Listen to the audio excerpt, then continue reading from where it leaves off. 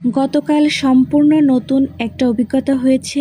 আমি ক্যামেরার সামনে অনেকবার গান করলেও এইভাবে কোনো বিষয় নিয়ে ক্যামেরার সামনে কখনো কথা বলিনি। গতকাল আমরা একটা অর্গানিক মেডিসিনের জন্য প্রমোশনের শ্যুট করি, যেটা সম্পূর্ণ তৈরি হয় বিভিন্ন জাতের মাশরুম দিয়ে। তো সকালবেলা ঘুম থেকে উঠে আমি এবং আম্মু রেডি হয়ে একদম স্পটে চলে যাই যেখানে আমাদের শ্যুটগুলো হবে। গিয়েই প্রথমে বাবুল ভাইয়ের সঙ্গে আমাদের সকলের সাক্ষাৎ হয়, যিনি কিনা এই পুরো ফার্মের মালিক, এবং এই শ্যুটগুলো আমরা তার জন্য করছি। এখানে বাবুল ভাইয়া তার প্রোডাক্ট সম্পর্কে আমাদের সবকিছু বুঝিয়ে দিচ্ছিল, সাথে আমরা কিছু নাস্তাও করি এবং সেই সাথে স্ক্রিপ্ট যেটা ছিল সেটাও আমরা সবাই রিভিশন দিয়ে নিচ্ছিলাম, কে কিভাবে বলবো এবং শ্যুটগুলো কিভাবে হবে। আমরা ছাড়াও ওইখানে ফার্মের শ্যুটের জন্য আরটিভি এবং এনটিভি থেকে কয়েকজন আর্টিস্ট আসছিল, যারা কিনা বিগত 3 দিন ধরে তাদের শ্যুটগুলো কমপ্লিট করছিল। আমরা রুমে বসেই যে স্ক্রিপ্টটা আমাদের দিয়েছিল ওইটা সুন্দরভাবে প্র্যাকটিস করে নিচ্ছিলাম, যাতে ক্যামেরার সামনে গিয়ে আমাদের কোনো রকম ভুল না হয়, যেহেতু আমরা কেউই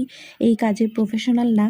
আর এই সাইডে আমাদের যে মেল আর্টিস্ট ছিল তাকে হচ্ছে স্বাগতা দিদি মেকআপ করে দিচ্ছিল। কালকে পুরোটাই আমাদের একটা টিম ওয়ার্ক ছিল, কিন্তু আমরা সকলে মিলে অনেক মজা করেছি, আড্ডা দিয়েছি এবং সেই সাথে আমরা এখান থেকে অনেক কিছু শিখতে এবং জানতে পেরেছি। এটাই সবথেকে ভালো লেগেছে।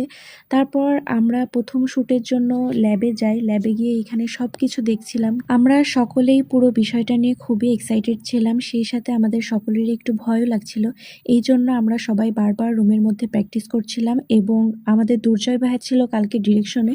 উনি সবকিছু আমাদেরকে সুন্দরভাবে বারবার বুঝিয়ে দিচ্ছিল। আর পুরো বিষয়টাই যেহেতু স্ক্রিপ্টেড ছিল, স্ক্রিপ্টটা মুখস্থ করাও অনেক কঠিন ব্যাপার ছিল এক রাতের মধ্যে, কারণ আমরা স্ক্রিপ্ট মুখস্থ করার জন্য তেমন কোনো আলাদা সময় পাই নাই। তো আমরা এখানে সবাই মিলে দাঁড়িয়ে অনেক গল্প করছিলাম, হাসাহাসি করছিলাম। আমাদের পাশের রুমে শ্যুট চলছিল, ঢাকা থেকে যেসব আর্টিস্ট আসছে তাদের শ্যুটগুলো শেষ করা হচ্ছিল।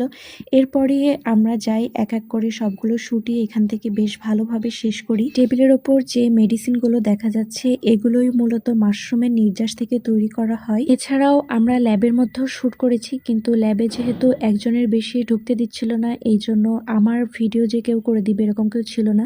এরপরেই আমরা লাঞ্চ ব্রেকে আসি, এখানে সবাই মিলে খাওয়া দাওয়া করি। এখানে খাবারে ছিল হচ্ছে বিরিয়ানি, সাথে হচ্ছে বাসায় রান্না করা সেমাই। এইবার লাঞ্চ ব্রেকের পর আমরা চেঞ্জ করে এখন যাচ্ছি হচ্ছে ফার্মে, যেখানে মাশরুম উৎপাদন করা হয়। আর এই ফার্মটা যে এত বেশি সুন্দর, আমি আগে কখনোই মাশরুমের কোনো ফার্ম দেখি নাই। এখানে বিভিন্ন জাতের মাশরুম ছিল, যেটা খাবার এবং বিভিন্ন মেডিসিনের ক্ষেত্রে ব্যবহার করা হয়। তো আমাদের শ্যুটটা যেহেতু ছিল হচ্ছে মেডিসিন নিয়ে, এজন্য আমরা যে মাশরুম থেকে মূলত মেডিসিন তৈরি করা হয়, গ্যানোডার্মা অথবা ঋষি মাশরুম, আমরা